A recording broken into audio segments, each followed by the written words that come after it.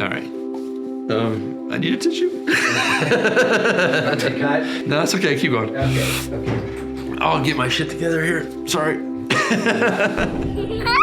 We just finished our 10th event, and I just wanted to reflect a little bit on the milestone that is. I tend to get tunnel visioned, and I'm just focused on making every kid smile that I can. That's my goal. That's what our goal is, and I've got an amazing group of people around me that just pour their hearts and souls into doing it. 10 events, we've probably averaged 60 kids an event, so that's over 600 kids and adults that we've been able to interact with, been able to share some joy with.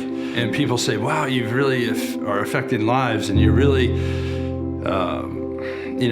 changing people. And when I start reflecting over these stories, maybe we do. Before we actually started, there was a young man named Taylor Hammond. So Taylor was a 10-year-old little boy who had been on chemo for half of his life, 5 years. And at one point, he just decided he'd had enough. And through the stunt community and Erica Linz, I found out about him. So I got in touch with the family. I'm like, hey, we have this experience that you could come do with Taylor and his friends. And they did. They came over, they had 9 of his friends, and we flew them like Superman the whole day. He was just a great kid. And of course, he eventually lost his battle. And he was such a powerful spirit. So maybe we had a little part of joy in his life. Then, of course, there's Trevor Haverstadt, who worked with us on several movies. He ended up losing his battle with a rare stomach cancer at 27 years old. And I had a really special moment with Trevor's mom, Debbie. And we both just kind of lost it. But in her words, it's a reason to continue saying her son's name. So Trevor remains with us and very close to us. Then I want to tell you a story about Mr. Henry Izumo. Henry Izumo's daughter, Ashlyn, reached out to me when we were going to do our 6th event. She says, hey, can I come lend a hand? My father is a quadriplegic, and it's close to my heart, so I'd just like to lend a hand. She shows up, and I'm like, well, where's your dad?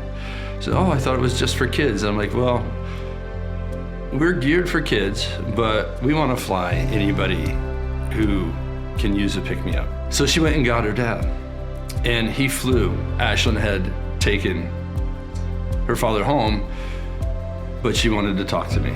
She said, Jim, on the way home, my father said, this is the best day of his life. And I'm like, really? I'm stoked he loved it. But she's like, no, what you don't understand is he was angry with the family for putting him on life support, for keeping him alive. In his mid-60s, he trips in his home, falls, and becomes a quadriplegic instantly. So his life changed, literally, in an instant. And I can understand it. He was angry. Ashlyn came to our next event, which was in Laguna Beach, and we'll get to that too, but she said, Jim, look at this video. And she shows me her cell phone of her dad standing up on his own. He had to fight for it. He had to work for it, but he did it.